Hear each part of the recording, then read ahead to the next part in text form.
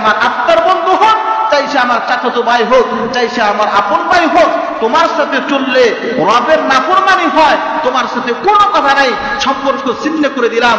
রাসূল বলে তোমার জন্য সুসংবাদ, আল্লাহর আরশের ছায়া নিচে তুমি ছায়া পাবো। সুবহানাল্লাহ।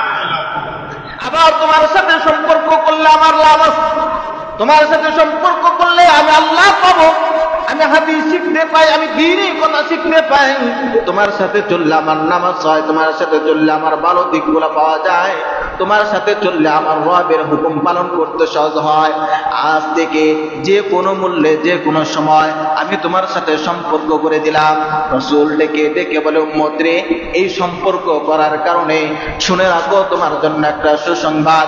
ইয়া রাসূলুল্লাহ, ইয়া হাবিবাল্লাহ, ওগো নবীজি, কি সুসংবাদ? রাসূল বলে, হাসরে কঠিন মুসিবতে যখন সবাই সবার দিকে হতাশাগ্রস্ত হয়ে দাঁড়িয়ে থাকবে, কেউ যখন ধরা দিবে না, কেউ যখন এই আগিয়ে আসবে না, কেউ যখন তোমার উপকারে আসবে না, ঠিক ওই সময় আমার আল্লাহর আয়েশের ছায়ার নিচে আমার আল্লাহ তোমাকে ছায়া দান করবে।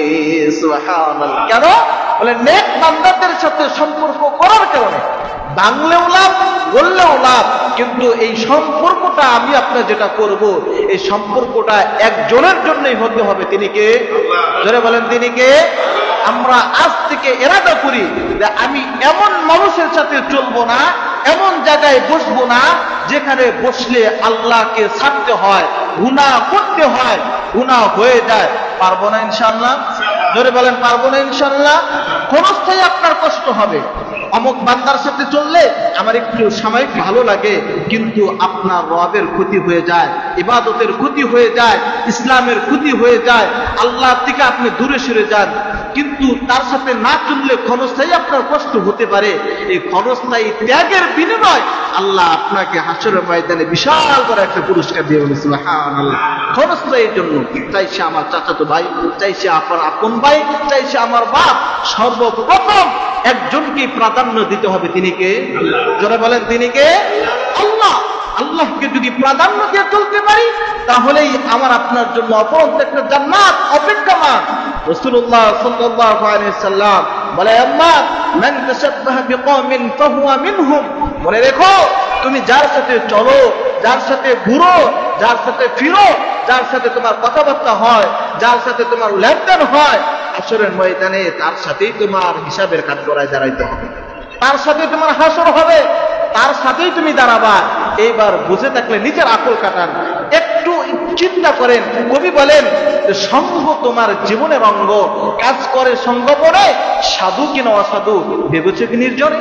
তুমি কি একবার ভেবছো আমি যার সাথে চলি, যার সাথে দিন কাটাই, যার সাথে রাত কাটাই, যার সাথে আমার সময় কাটাই, যার সাথে আমার গোপন কথা বলি, এই লোকটা সাধু না অসাধু? একবার চিন্তা করেছো?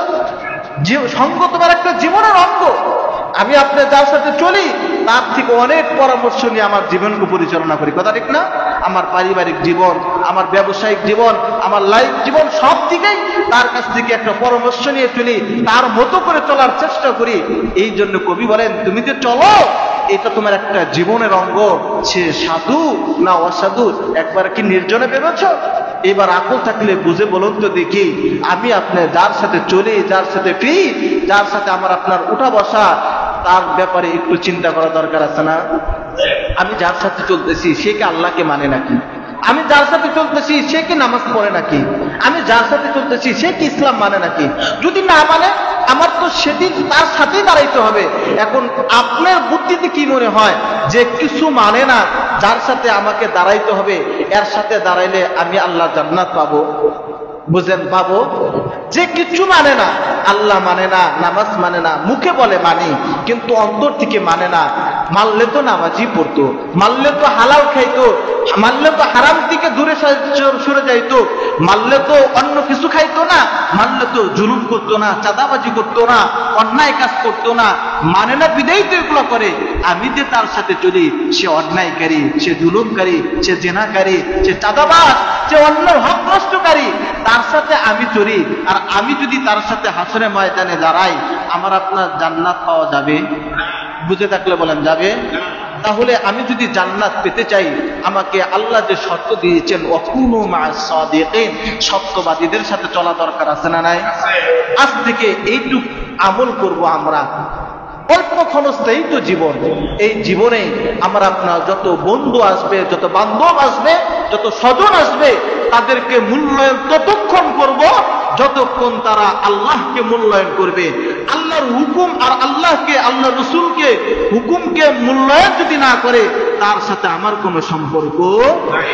এর দ্বারা আমার কোনো গুনাহ হবে না, বরঞ্চ আমার লাভ হবে। লাভ কি?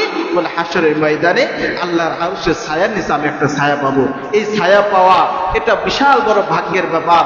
আল্লাহ রাব্বুল আলামিন আমাদেরকে কবুল করে বলে আমিন। ভালোবাসা জায়গা মতো লাগালে লাভ আছে, জায়গা মতো লাগাতে হবে, বেজায়গায় লাগালে লাভ নেই। রাসূলুল্লাহ সাল্লাল্লাহু আলাইহি ওয়াসাল্লামের তরিকার মধ্যে যদি আমার আপনার সম্পর্কটা লেগে যায়, তার দেওয়া পথের মানুষের সাথে যদি আমার আপনার সম্পর্কটা লেগে যায়, হাসরের ময়দানে তাদের সিলসিলাতেই আমার আপনার আল্লাহ জান্নাত দিয়ে দিবেন। সুবহানাল্লাহ। সম্পর্কের কারণে ভালো মানুষদের সাথে সম্পর্ক করা এটা ইবাদতের একটা অংশ। ভালো মানুষদের সাথে চলাফেরা করা এটা ইবাদতের একটা অংশ। আল্লাহ পাওয়া সহজের একটা মাধ্যম। আল্লাহ তাআলা আমাদেরকে যে জায়গা, যে মানুষদের সাথে চললে, যে জায়গায় বসলে আল্লাহ পাওয়া যায়, আল্লাহর হুকুমগুলা পালন করা যায়, আল্লাহকে চিনা যায়, আল্লাহর হুকুম আহকামগুলা জানা যায়, এমন মানুষদের সাথে আমাদের সম্পর্ক এবং আমাদের ছেলে মেয়েদের সম্পর্ক। ছেলে মেয়েগুলো আজকে বেশি নষ্ট হচ্ছে সঙ্গদোষের কারণে। সঙ্গ তাদের খারাপ হওয়ার কারণে তারাও নিজেরাও নষ্ট হয়ে যাচ্ছে। তাদের একা দোষ না, আমি তাদের সঙ্গটা এমন বানিয়ে দিয়েছি। আমরা যদি তাদেরকে ভালো সঙ্গে তুলে দিতে পারতাম, নামাজিদের সঙ্গে সঙ্গ দিয়ে দিতে পারতাম, আল্লাহ ওয়ালাদের সঙ্গে সঙ্গিত করে দিতে পারতাম, তাহলে তারা অন্যায় কাজে পা আগাতো না, তারা অন্যায় জুলুম নির্যাতন চাঁদাবাজি করতো না। কারণ তাদের সম্পর্কটাই তোই থাকতো। যারা চাঁদাবাজি করে তাদের বিরুদ্ধে রুখে দাঁড়ানো মানুষের সাথে, কথা ঠিক না? যারা গুনাহ করে, গুনাহগারী মানুষকে ঘৃণা করার মানুষের সাথেই যদি আমি তাদের সম্পর্কটা করে দিতে পারতাম, তাহলে অন্য যারা গুনাহ করে আমার ছেলে সন্তান দেখেও তাদেরকে ঘৃণা করত। কিন্তু তাদের সাথে আমার আপনার সন্তান কেন মিশে যায়? কারণ তাদের সঙ্গটা আমি ওইভাবে তৈরি করে দিতে পারি নাই।